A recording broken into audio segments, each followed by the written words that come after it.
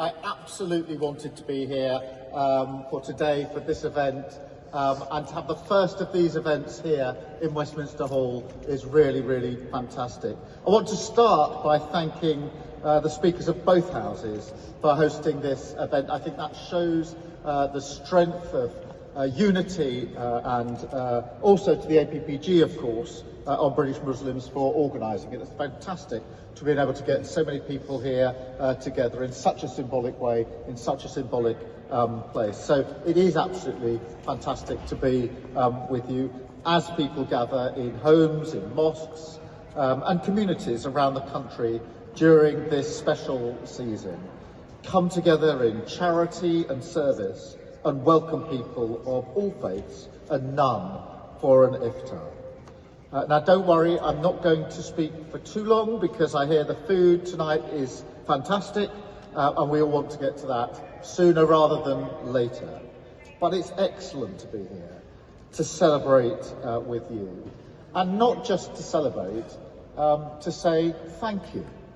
Thank you for the incredible contribution of British Muslims to the United Kingdom, something we're really proud of across the whole of our society. In every community in Britain, you see Muslims making a difference, helping to deliver every single one of the government's missions. In business, helping to grow our economy. In education, giving our young people the opportunities that they deserve. In our NHS, of course. In charity work, British Muslims are amongst the most generous group in the United Kingdom and beyond. So I must say thank you to you for all of that, and particularly what I know has been a very difficult time for Muslims here in the United Kingdom, with the pain of the conflict in Gaza and the suffering of the Palestinians. I've been profoundly moved by this, and those images of the last few weeks have been really impactful on me, on you and so many people, of thousands of Palestinians walking literally through rubble to find their homes and their communities. And those pictures must be in our mind's eye when we make decisions about what's to happen. And I'm absolutely clear in my mind that Palestinians must be allowed to rebuild and that we should stand alongside them in this effort on the road to a two-state solution, the only way to get lasting peace, in my view. So as the people in Gaza celebrate Ramadan amid the rubble and despite the conflict, I'm proud that the United Kingdom has announced £17 million in humanitarian aid. And let me be absolutely crystal clear, given current circumstances.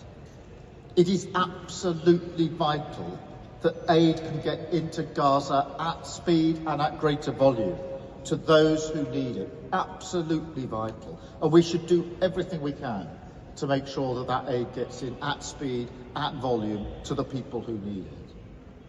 We will also do everything we can to sustain the fragile ceasefire, to see the hostages returned, put an end to the suffering, and secure a better future for the people of the Middle East. But I also know that conflict abroad affects communities here back at home, and I think this is felt more profoundly now than it has been for quite some considerable time. And like you, I'm horrified by the wave of hatred we've seen directed towards British Muslims, whipped up, of course, by far-right rhetoric and disinformation.